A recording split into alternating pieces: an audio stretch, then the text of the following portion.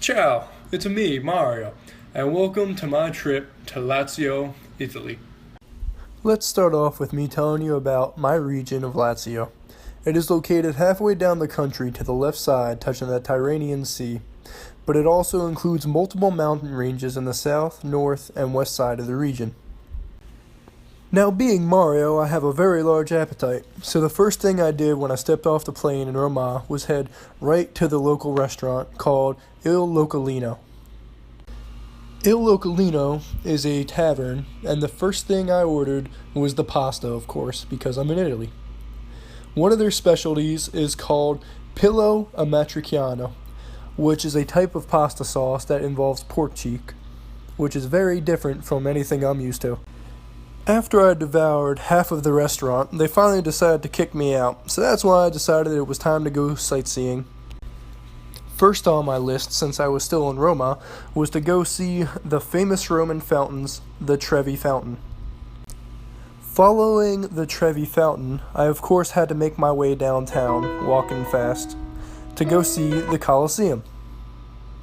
The Colosseum is a remarkable piece of history, as it dates back to the ancient Roman times and used to be known as the Flavian Amphitheater. They used to hold gladiator fights and mock sea fights for many ongoers to watch. After the first day of adventuring, I decided to stay at a place called the Appia Antica Resort, which is Lazio's #1 hotel. This hotel comes with a bunch of accommodations, such as a limo to the airport, cooking lessons, tours, scooter and cycle tours, and free Wi-Fi and complimentary food and drinks. The following day, I decided to take a trip to Viterbo, which is the 6th largest city in Lazio. Now, being Mario, I'm an athlete, which means I need days off, so I decided to take a spa day at the Il Bagnaccio hot springs, which have been around since the 3rd century. I decided to stay at the hot springs all day and then head to my hotel called the Alla Corte delle Terme Resort. Here I stayed in their luxurious Suite Gold, with a hot tub and double king-sized bed.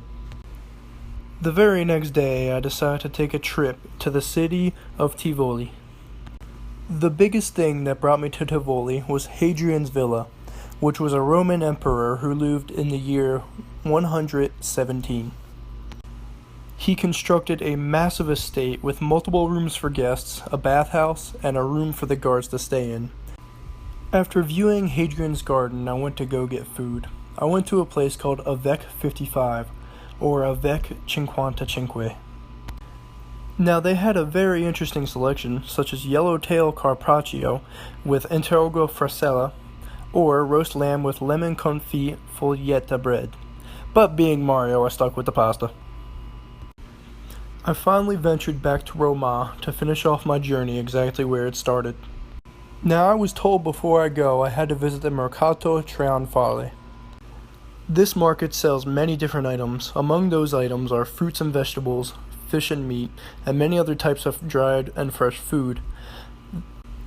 There are over 273 aisles full of various items, and those items are color coordinated, such as vegetables in green and meat in red. Now, being Mario, I'm a carnivore, so clearly I went to the meat aisle. After what seemed like a very short but very memorable trip to Lazio, I had to make my way back home to Myrtle Beach. And here I am, the real Mario, back in my room after a very incredible trip to my region of Lazio. When the moon hits your eye like a big pizza pie, that's amore. When the world seems to shine like you've had too much wine, that's amore.